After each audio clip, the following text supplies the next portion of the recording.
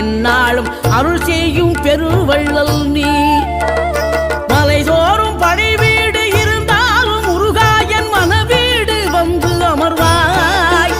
நீ மயிலேறி விளையாடி சுவையான தமிழ் பாடல் கனிவோடு தந்து அருள்வாய், கனிவோடு தந்து அருள்வாய்.